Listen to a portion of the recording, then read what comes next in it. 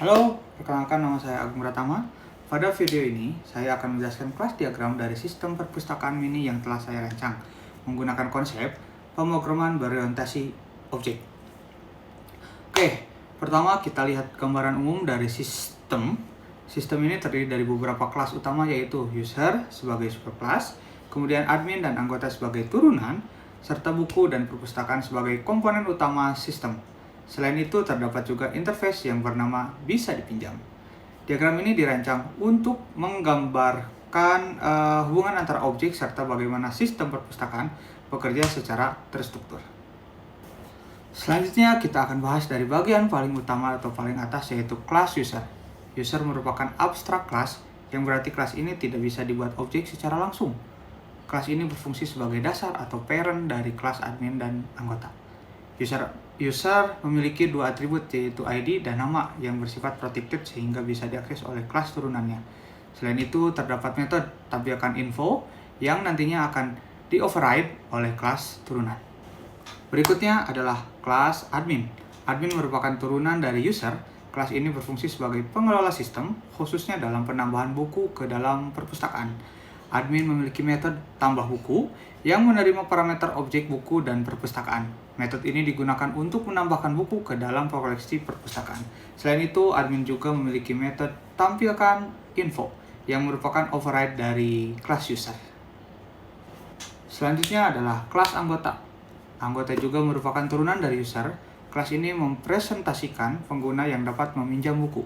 Anggota memiliki atribut daftar pinjam, yaitu kumpulan buku yang sedang dipinjam dalam bentuk array list.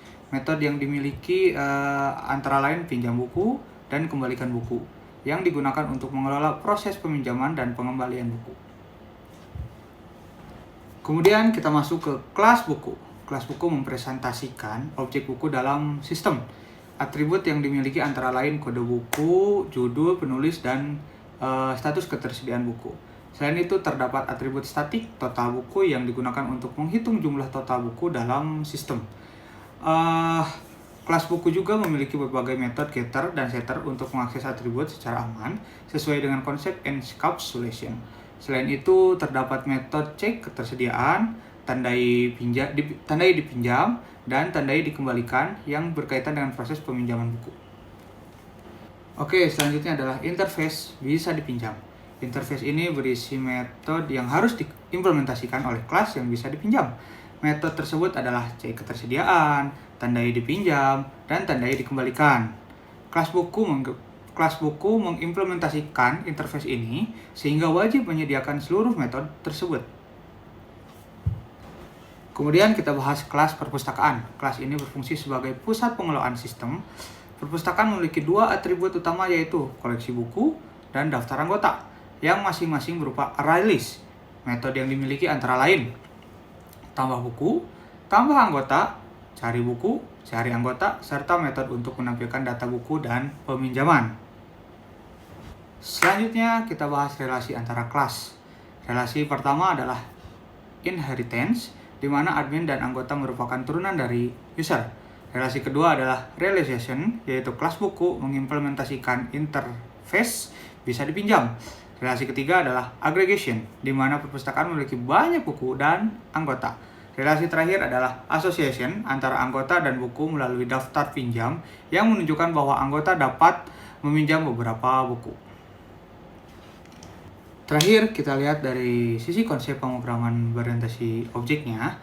Diagram ini sudah menerapkan beberapa konsep utama, yaitu encapsulation, karena atribut dibuat private dan akses melalui metode. Kedua, inheritance, karena admin dan anggota mewarisi dari user. Ketiga, abstraction, karena adanya abstrak kelas user. Keempat, polymorphism, karena metode ditampilkan info di override di kelas turunan. Dan interface melalui penggunaan bisa dipinjam. Oke, sebagai penutup dari diagram ini, bisa kita lihat bahwa sistem perpustakaan sudah dirancang dengan cukup jelas ya, dan terstruktur menggunakan konsep OOP, mulai dari pembagian kelas, relasi, sampai penggunaan interface. Semuanya saling terhubung dan punya fungsi masing-masing. Mungkin itu saja yang bisa saya sampaikan. Terima kasih sudah menyimak penjelasan saya. Assalamualaikum warahmatullahi wabarakatuh.